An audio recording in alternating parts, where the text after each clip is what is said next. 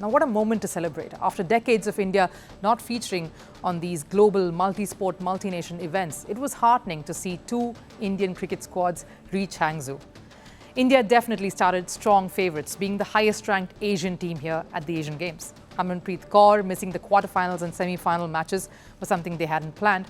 And Sri Lanka coming into the final after beating Pakistan was definitely going to be a challenge. They are a tough bunch, as they are proving to be. There is a shift in tide and momentum when we talk of this island nation. And they were going to be a handful. Some youngsters in there, but their bowling lineup is one full of experience, the oldest being 37 years old. They gave India a tough fight in the final, restricting the women to a modest 116.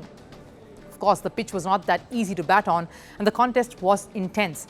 But Indian bowlers emerged victorious. Today, we thought of shining the light on some of the youngest members of the squad. So first up, Richa Ghosh.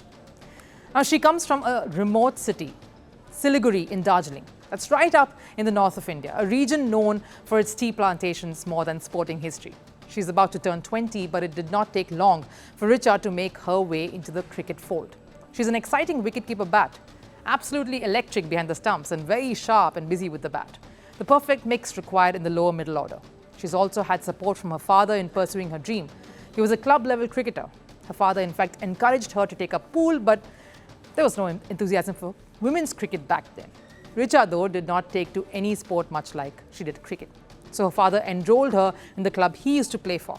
She started playing when she was 4 years old and only played with the tennis ball initially, but seeing how fearless she was, her father decided to gift her a cricket kit. Soon the sports body in Siliguri started an academy for girls. Richa showed her mettle from the start. She started playing the tournaments organized by the academy since she was 9 and returned unbeaten every time she batted. She made it to the under-19 Bengal side when she was just 13 and went on to feature simultaneously in under-23 and the ODI side. The only player to be in all three formats when Bengal won the championship in 2018. Richa made it to the national side in 2020 at the T20 World Cup when she was just 16. And of course, she played that final as well. At 19, we have to meet the youngest cricketer to have played in a women's T20 international for India. At 15, she shot to fame through an exhibition match that she played in 2019. She did not score a lot, but just her powerful shot hitting got her noticed. And Shafali Verma, whom we're talking about, growing up in Rohtak in Haryana, Shafali did not have access to women's academies. The famous story that some of us know by now. She disguised herself as a boy to get trained and play cricket before being selected for the national side. She made her debut at 15 against South Africa in 2019. She also became the youngest half-centurion against West Indies. In her first ever series, she was player of the series. What a start. Her biggest moment of glory came when she was announced in India's T20 World Cup squad to lead the under-19 bunch of girls.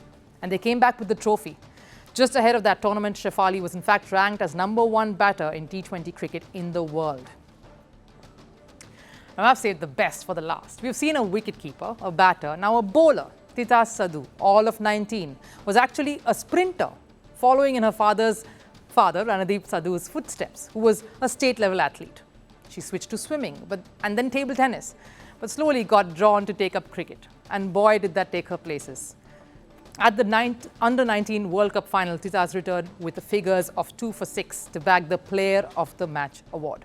All of 5'8", she is an exciting talent with the ball. She not only generates good pace, but gets the ball to swing and bounce too. She's also a natural big hitter, can hit the occasional long ones. There have been a few heartbreaks for this bunch at ICC events. This gold won't replace that, but the sheen is sure to be cherished for years to come. Now, staying with the Asian Games, the medal rush for India has truly begun. And as always, we here at Firstpost will keep you up to speed with all that's happening from the weekend right up till today. Here's a wrap of all the hits and some misses. Let's begin with all that you need to know about India at the Asian Games. India has won a total of 10 medals so far. 1 gold, 3 silver and 6 bronze. India began its campaign well and also got its first gold earlier today. That was in shooting in the 10-meter air rifle men's team event. The Indian shooters also ended up smashing the world record that was previously set by China. The trio of Divyansh Panwar, Aishwarya Pratap Singh Tomar and Rudraksh Patil stunned their competitors and got to the top spot at the podium. They achieved an aggregate score of 1,893.7 points. In total, India has bagged 5 medals across all categories in shooting: 1 gold, 1 silver and 3 bronze. Aishwarya Pratap Singh Tomar also won bronze in the individual category. Shooters Ramita, Mehuli Ghosh and Ashi Choski grabbed a silver on Sunday in the 10-meter air rifle women's team event. Their aggregate score was 1,885 points, and 19-year-old Ramita took bronze in the individual 10-meter air rifle event. In rowing, India also sailed towards glory. Indian rowers have bagged a total of 5 medals. In the rowing lightweight men's double scull event, Arjun Lal Jatt and Arvind Singh secured a silver.